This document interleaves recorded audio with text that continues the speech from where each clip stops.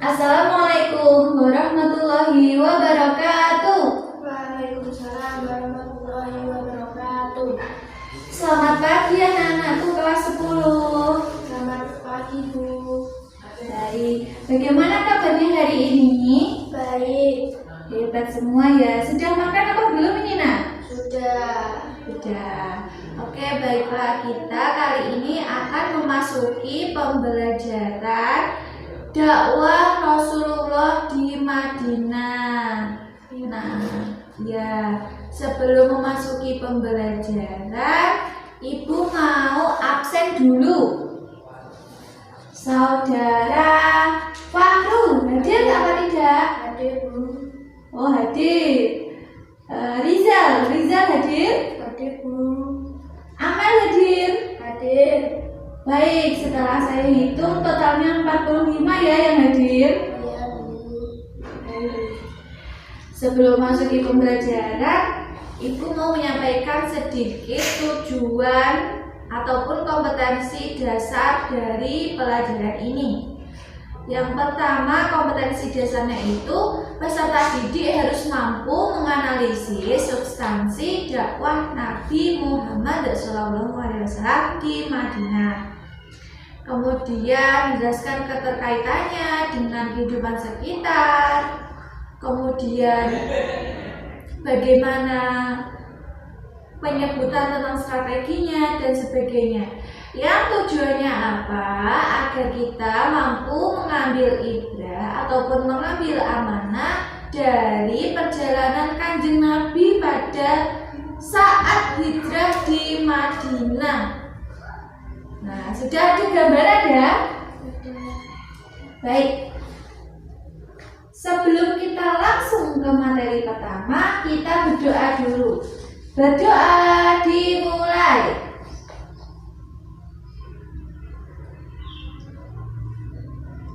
Berdoa selesai. Untuk absen pertama Amelia Kalista, coba Amel baca yang poin A, konspirasi untuk membunuh Rasulullah SAW. Dibaca yang keras ya. Iya, Bu. Konspirasi untuk membunuh Rasulullah SAW. Orang-orang Quraisy terguncang dengan hijrah kaum muslimin. Mereka khawatir Rasulullah SAW akan ikut ke Madinah dan membuat sebuah markas pertahanan yang kokoh. Maka mereka pun berkumpul di Darun Nadwah bermusyawarah bagaimana caranya membunuh Rasulullah SAW. Abu Jalal mengajukan pendapat agar memilih seorang pemuda dari setiap kabilah dengan membawa pedang, kemudian secara bersamaan membunuh Muhammad SAW dengan pedang itu. Baik, terima kasih Amel. Nah, jadi kenapa Rasulullah itu hijrah ke Madinah? Sebenarnya hijrah itu diambil dari kata apa sih? Hijrah itu sebenarnya adalah perjalanan Nabi dari Mekah ke Madinah. Itu kalau kita bahas disingkatnya ya. Jadi itu ketetapan Allah yang harus dipatuhi oleh Nabi ataupun siapapun yang diperintahkan hal itu. Nah, pertanyaannya, kenapa Nabi kok hijrahnya ke Madinah? Kenapa nggak tetap stay di Mekah itu kenapa? Ya karena yang dijelaskan Amel tadi. Pada saat di Mekah itu terjadi konspirasi yang akan membunuh Kanjeng Nabi. Oleh karena itu, Nabi pindah ke Madinah, yaitu ke tempat yang paling aman. Begitu. Dilanjutkan, Rizal membaca fase hijrah ke Madinah. Fase hijrah ke Madinah, Jibril datang menemui Rasulullah SAW dan mengajarkan kepadanya tentang kesepakatan kaumnya. Dan menyuruh Rasulullah SAW untuk hijrah. Kemudian Rasulullah SAW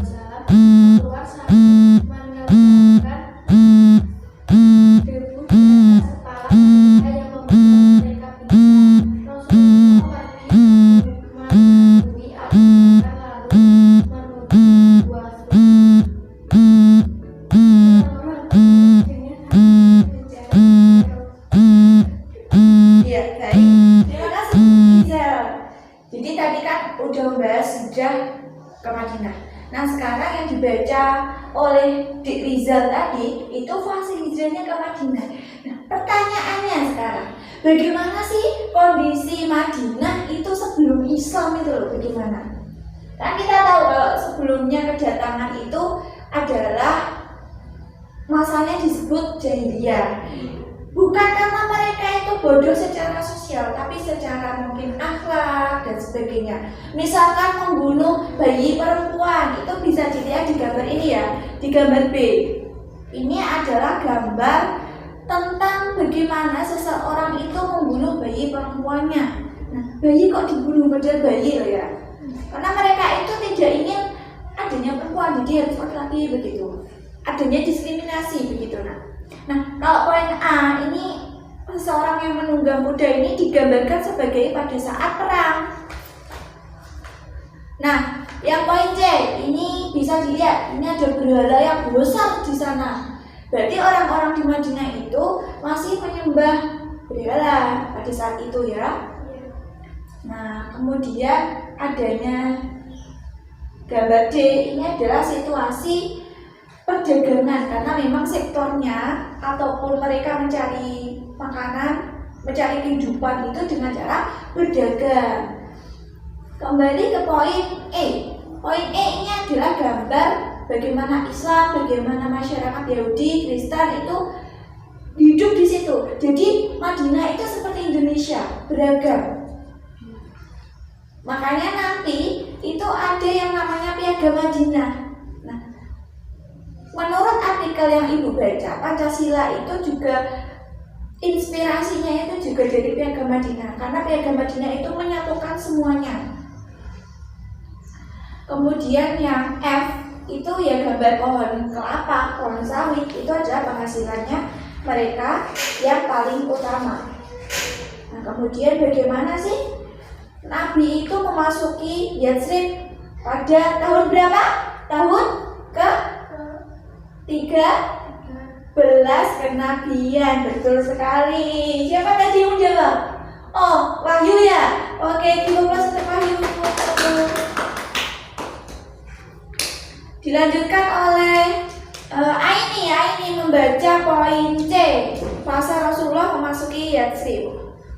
Fase Rasulullah Shallallahu Alaihi Wasallam memasuki Yatsrib tahun 13 kenabian 1 Hijriah 622 Masehi. Orang-orang Ansor yang tak lain adalah kaum Ans dan Khazraj menanti dengan antusias kedatangan Muhammad SAW.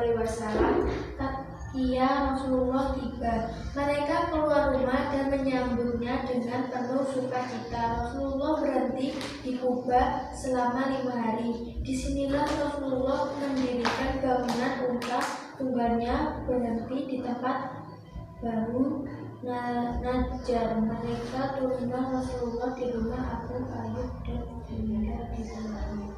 Betul sekali. Jadi pada saat Kanjeng Nabi itu tiba, disambut dengan sukacita. Yang itu ada selawatnya yang tola'al badru alaina. Itu adalah selawatnya waktu Kanjeng Nabi tiba. Seperti itu. Kemudian bagaimana sih fasenya pemberian nama baru untuk Yatsrib dan perhitungan tahun hijrah? Sebelumnya Yatsrib itu tahu kota apa? Kota di Madinah. Betul sekali. Amal tepuk tangan 100 untuk Amal. Baik. Jadi seperti itu anak-anakku.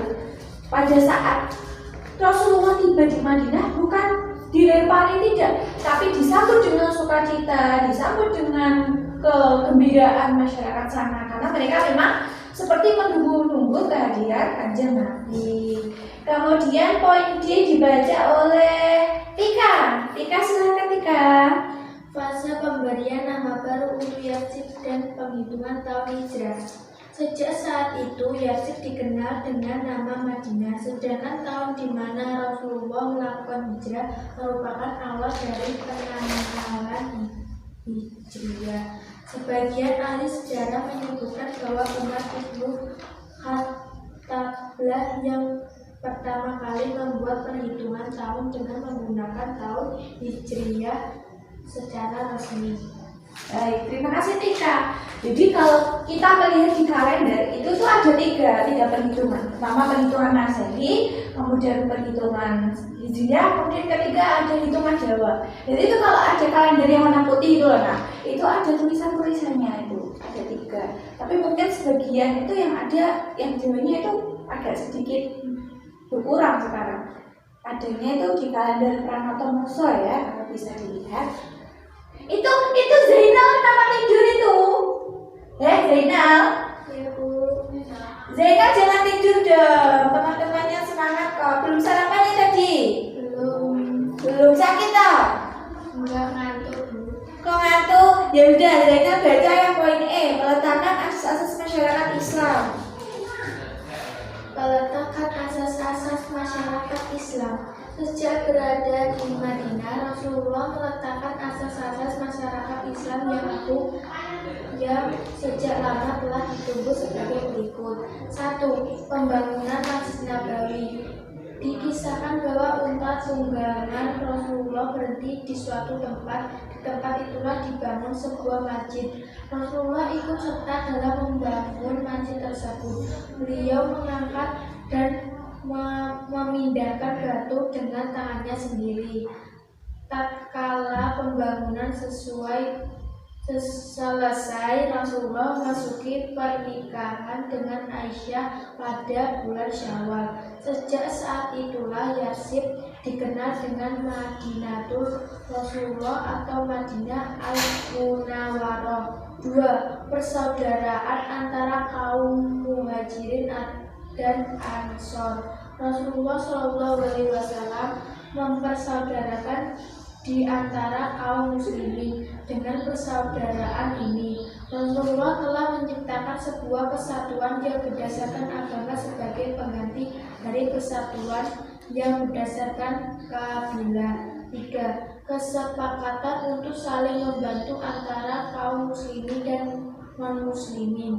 Di Madinah ada 3 golongan masyarakat, yaitu kaum muslimin, orang-orang Arab, kaum non-muslimin, dan orang-orang Yahudi. Bani Nadir, Bani Quraidah, Bani Qainuqa. Rasulullah melakukan suatu kesepakatan dengan mereka untuk sebuah keamanan dan kedamaian, juga untuk melahirkan sebuah suasana saling membantu dan toleransi di antara golongan tersebut.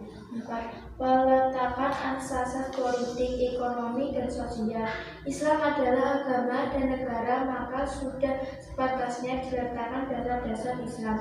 Turunlah ayat-ayat Al-Quran pada ponsel ini untuk membangun legitimitas dari sisi tersebut. Bagaimana dijelaskan oleh Rasulullah SAW dengan perkataan dan tindakan. Dengan demikian hiduplah kota Madinah dalam kehidupan yang mulia dan penuh dengan nilai-nilai utama. Terjadi sebuah persaudaraan yang jujur dan kokoh. Ada solidaritas yang erat di antara anggota masyarakatnya. Inilah masyarakat Islam pertama yang dibangun Rasulullah SAW dengan asas-asasnya yang abadi. Terima kasih Wahyu. Jadi peletakan asas-asas masyarakat Islam itu ada berapa? 4. Yang pertama pembangunan Masjid Nabawi, yang kedua persaudaraan antara kaum Muhajirin dan Ansor, yang ketiga kesepakatan saling membantu antara kaum muslimin dan non muslimin. Kemudian yang keempat adalah peletakan asas-asas politik dan ekonomi ataupun sosial. Jadi memang di Madinah itu Rasulullah sangat mengedepankan asas-asas seperti kebersamaan. Ya seperti Indonesia ini loh, keberagaman dirangkul, agama manapun dirangkul, saling gotong royong demi terciptanya masyarakat yang damai, aman, sentosa, dan sejahtera. Sekarang kita masuk internalisasi budi pekerti Islami. Bawahnya itu siapa yang setuju pernyataan 1? Hijrah dalam arti meninggalkan segala yang dilarang Allah hukumnya wajib. Setuju? Setuju. Kemudian yang poin 2.